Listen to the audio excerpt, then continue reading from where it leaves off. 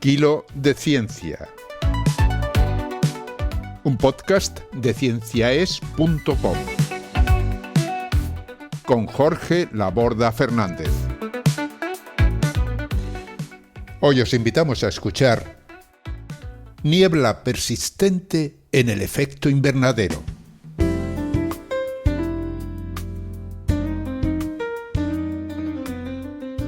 Buena ciencia, amigas y seguidores de Kilo. Un saludo cordial de Jorge Laborda. Es preocupante para los científicos y los seres racionales en general el negacionismo de aspectos importantes y vitales de la realidad que la ciencia ha desvelado. ¿Cómo negar que las vacunas sean eficaces para salvar vidas o negar el cambio climático atribuyendo oscuros objetivos políticos y apocalípticos a quienes avisan desde hace décadas de su existencia y de sus terribles consecuencias? En mi humilde opinión, el negacionismo es favorecido por el hecho de que lo esencial es invisible a los ojos, como dijo Antoine de Saint-Exupéry en su inmortal obra El Principito.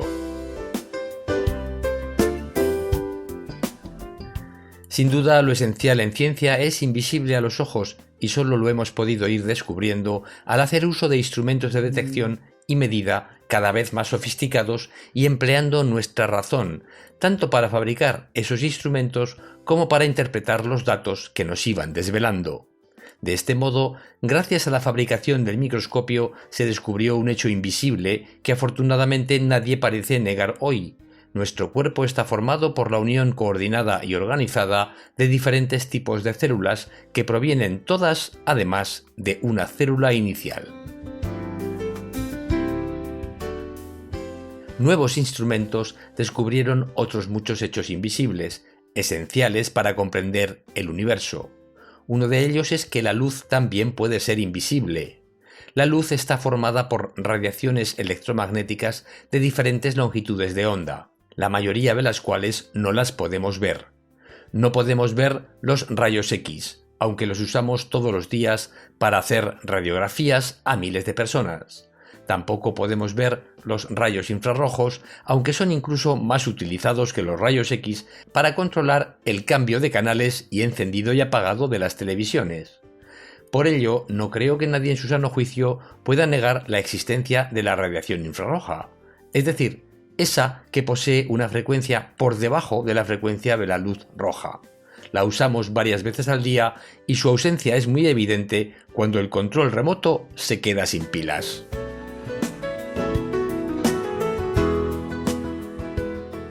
La radiación infrarroja es la más importante para explicar el cambio climático. Es esta radiación la que causa el efecto invernadero, como seguramente sabes. Muy bien, pero ¿cómo funciona esto? ¿Cómo la invisible radiación infrarroja se convierte en calor que queda atrapado en la atmósfera, calor que aumenta la energía almacenada en ella y que se traduce en huracanes y tornados más potentes, en mayor carga de humedad y, por tanto, en lluvias más abundantes en ciertos lugares o en sequías intensas en otros? Para comprender esto es necesario conocer otras cosas invisibles que la ciencia ha descubierto. Una de las más importantes es que no todas las sustancias son transparentes u opacas a la luz de la misma forma. Esto quiere decir, por ejemplo, que hay materiales que podrán ser transparentes a la luz de color verde y dejarla pasar a su través, y en cambio ser opacos a la luz azul, o a los rayos ultravioleta, o a las microondas y ondas de radio, y absorber su energía y no dejarlas pasar a su través. Ejemplos de este comportamiento son habituales, aunque no los veamos. Las ventanas de vidrio son transparentes a la luz visible, de cualquier color, y también a la luz infrarroja de frecuencia corta, pero no dejan pasar a la luz infrarroja de frecuencia larga, que es en general la emitida por los cuerpos calientes. Esta no puede entrar ni salir a través de una ventana de vidrio cuando está cerrada. Esa es la razón por la que los invernaderos para las plantas están fabricados con ventanas de vidrio o con plásticos translúcidos, que tienen la misma propiedad que el vidrio de dejar pasar la luz visible, pero de atrapar a parte de la radiación infrarroja. Al atrapar a esta radiación infrarroja en su interior, la temperatura del invernadero aumenta. Luego veremos cómo.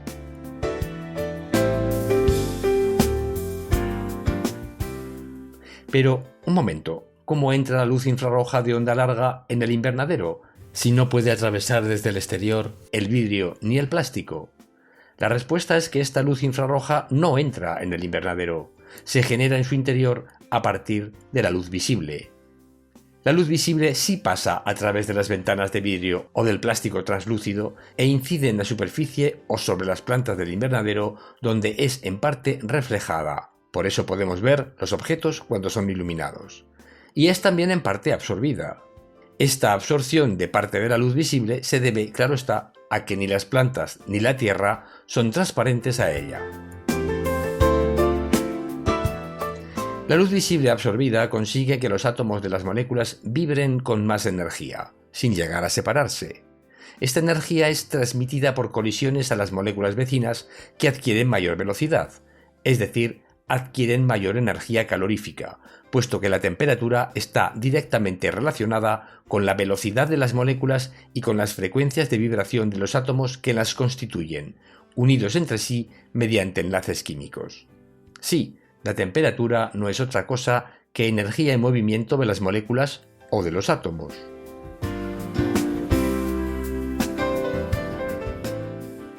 Los enlaces químicos están formados por electrones compartidos entre los diversos átomos que componen las moléculas. Estos enlaces vibran más o menos rápido dependiendo de la energía contenida por los electrones que los forman.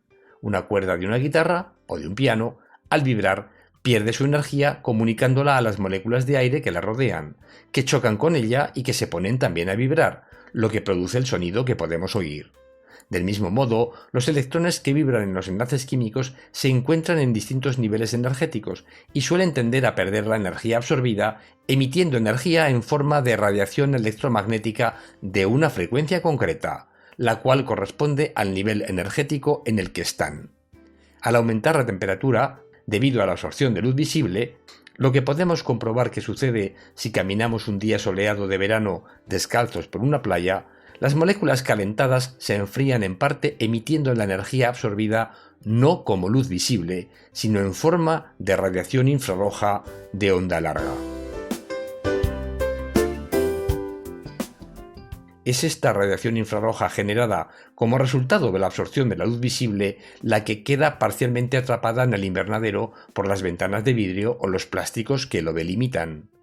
Esto evita que los materiales y plantas dentro del invernadero se enfríen a la misma velocidad que lo harían de no estar rodeados por esa barrera para la luz infrarroja, que supone el vidrio o el plástico. Por supuesto, el hecho de que el aire no pueda escaparse del invernadero, al estar cerrado, también contribuye a que la temperatura de este aumente.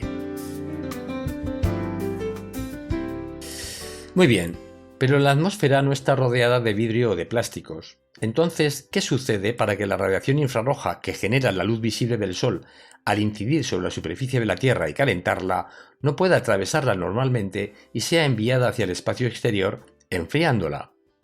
Para comprender esto, es conveniente imaginar un día de niebla. Como sabemos, la niebla está formada por minúsculas gotitas de agua en suspensión en el aire.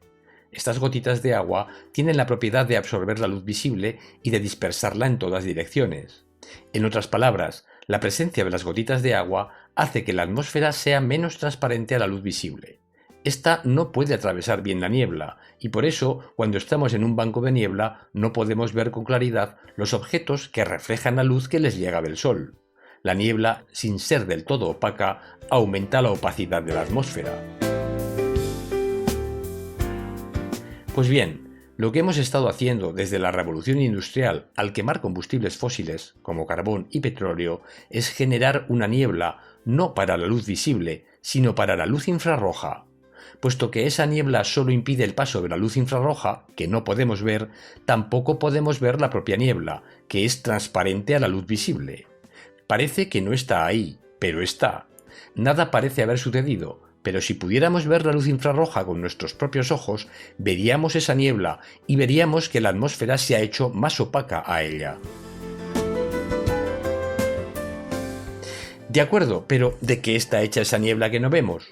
Pues está hecha de moléculas que absorben la luz infrarroja, en particular de moléculas de dióxido de carbono, el gas producido tras la combustión, formado por un átomo de carbono unido a dos átomos de oxígeno. También el metano, en este caso producido por ciertas bacterias y formado por un átomo de carbono unido a 4 átomos de hidrógeno, puede participar en la generación de esa niebla invisible. Existen también otras moléculas gaseosas con esa propiedad, pero su cantidad es poco importante, como también de momento es la cantidad de metano. Las propiedades de vibración de los enlaces de carbono y oxígeno y de carbono e hidrógeno convierten a las moléculas de dióxido de carbono y de metano en moléculas que absorben a la radiación infrarroja emitida por la superficie de la Tierra, calentada por la luz del Sol. Esto es así porque las frecuencias de vibración de esos enlaces son las adecuadas para que esa absorción se produzca. Al igual que, dependiendo de su longitud, las cuerdas de una guitarra o un piano no vibran todas con la misma frecuencia, lo mismo sucede con los enlaces químicos. Su frecuencia de vibración es fundamental para que puedan interaccionar o no con la frecuencia de las diferentes radiaciones que componen el espectro electromagnético. Pues bien, por desgracia, los enlaces carbono-oxígeno y carbono-hidrógeno vibran a la frecuencia adecuada para que puedan absorber la radiación infrarroja. Por esto, esta radiación, generada desde la superficie de la Tierra iluminada por el Sol, debe, en su camino hacia el espacio exterior, atravesar una niebla formada por la acumulación de esas moléculas en la atmósfera. Tal y como puede atravesar la niebla parte de la luz visible, parte de la radiación infrarroja puede atravesar la niebla infrarroja si no choca con ninguna molécula de dióxido de carbono o de metano, y pasa entre ellas. Pero otra parte no puede hacerlo.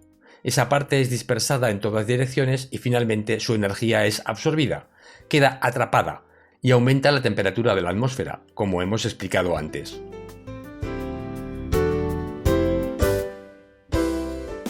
Pero, ¿cuánto más opaca se ha hecho esa niebla?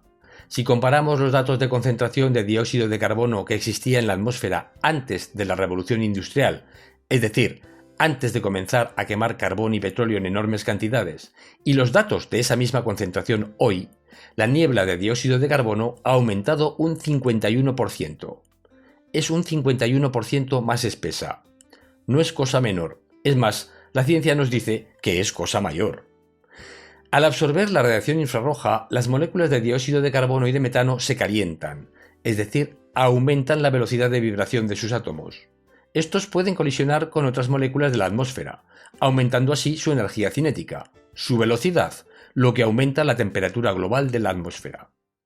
Esto es así porque gracias de nuevo a la ciencia, hoy sabemos que la velocidad de las moléculas del aire a temperatura ambiente es fenomenal, ya que viajan a más de 400 metros por segundo, es decir, cerca de 1500 km por hora. Por supuesto, en ese segundo en el que recorren más de 400 metros, se van a encontrar con muchas otras moléculas de aire con las que van a colisionar y a intercambiar así parte de su energía cinética con ellas. ¿De cuántas colisiones estamos hablando cada segundo?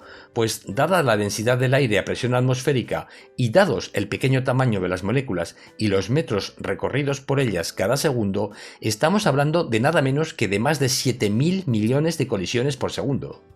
Ese enorme número de colisiones cada segundo asegura que la energía ganada por una molécula de dióxido de carbono al absorber radiación infrarroja sea rapidísimamente comunicada al resto de las moléculas de la atmósfera, lo que al final aumenta su temperatura media con rapidez a lo largo y ancho de este mundo. En el caso de la niebla normal, esta puede aparecer en lugares concretos pero siempre acaba por desaparecer. La luz visible vuelve a poder atravesar con normalidad la atmósfera. Sin embargo, la niebla formada por el dióxido de carbono acumulado en la atmósfera no se encuentra en un lugar concreto y no desaparece. Al contrario, sigue aumentando a medida que quemamos más y más combustibles fósiles. Esa niebla global, permanente y cada vez más espesa para la radiación infrarroja, atrapa a más y más de esta radiación cada día. La atmósfera indefectiblemente se sigue calentando. El vapor de agua que puede contener en su interior aumenta, la velocidad de los vientos y con ellos la altura de las olas, que se pueden generar con esa mayor energía acumulada, también lo hace. El clima cambia y se hace más hostil. Supongo que lo explicado anteriormente no te habrá causado ninguna sorpresa. Mi intención no ha sido ilustrar sobre el fenómeno del calentamiento global a los oyentes de este programa, que supongo muy bien informados, conocedores de la ciencia y muy pacientes si han llegado hasta aquí.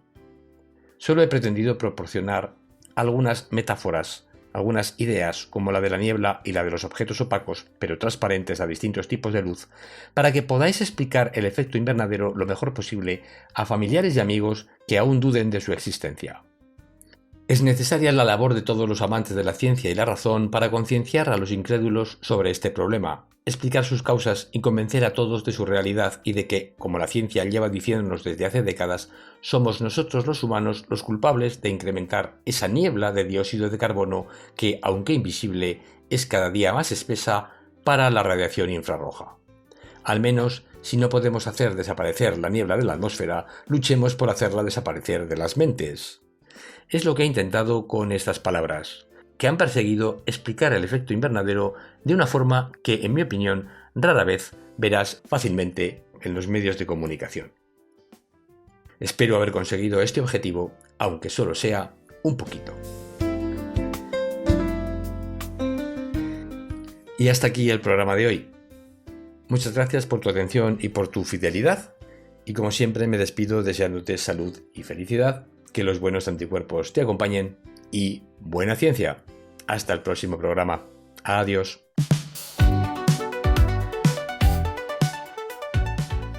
Han escuchado ustedes a Jorge Laborda en Kilo de Ciencia, un podcast de cienciaes.com que se elabora gracias a vuestras donaciones. Si deseas colaborar, visita nuestra web y pulsa el botón de donar. cienciaes.com. Ciencia para escuchar.